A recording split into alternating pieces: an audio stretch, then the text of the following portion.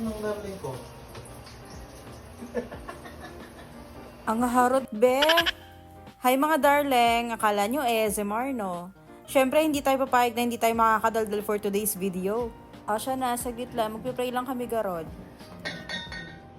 Ngayon nyo sabihin hindi ako Disney princess, mga darling. Pagbaba, kakain na lang.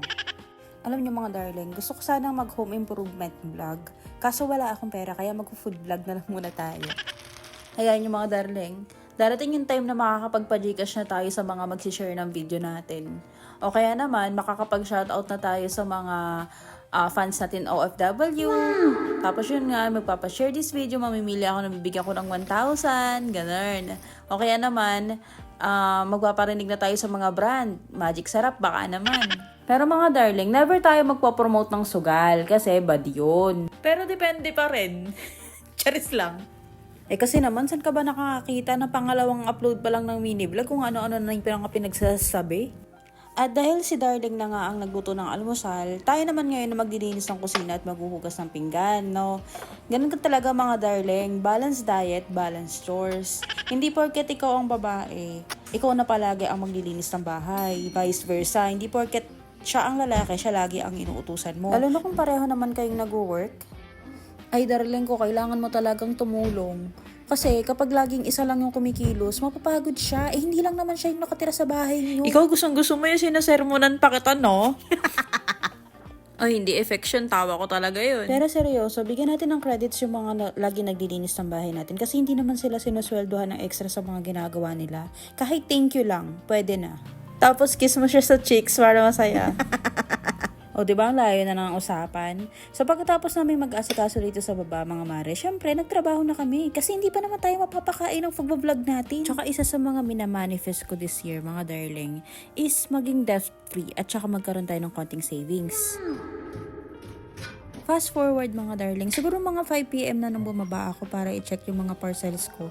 Kasi sabay-sabay silang na-mark delivered sa account. And just to clarify mga darling, itong mga parcels na to ay free samples mula sa mga generous shop sa Black app at Orange app kung saan ako nagka-affiliate. Pero hindi nila basta-basta binibigay yan. Kailangan mo mag-build ng trust, makipag-collaborate sa shop, at make sure na okay yung account mo.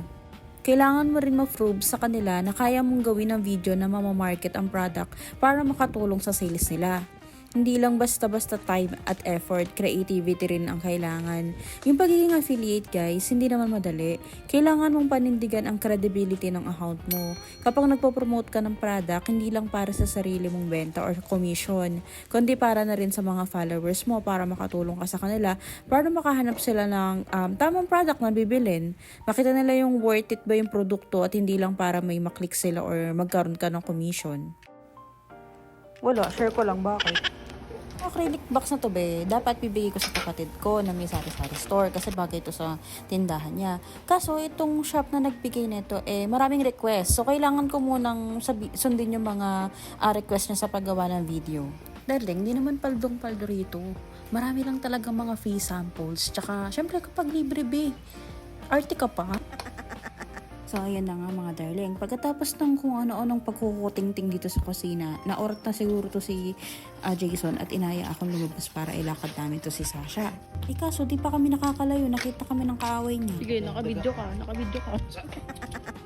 Ito rin yung reason mga darling ko ba't hindi namin palaging nilalabas si Sasha.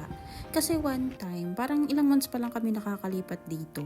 Nilabas namin siya, gantong-ganto rin, nakatali din siya. Eh di sarap na sarap kami sa paglalakad, no? Para kami namamasyal sa Luneta. Ito na, pagliko namin sa isang street, bigla na lang may lumabas na aso. Nakakala namin nakatali pero hindi pala. Buti na lang kamo, itong si Jason, nahatak niya si Sasha pataas. Kung hindi, sis talaga, magiging asado ka talaga yung medyo spicy. O yun na nga garod, maya-maya umuwi na rin kami kasi padilim na. Parang mga ewan yung isa, gustong-gusto pang gumala, yung isa naman gustong-gusto nang umuwi kasi larong-laro na sa cellphone niya.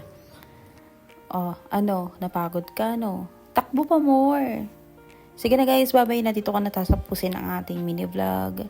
Yun lang garod, bye!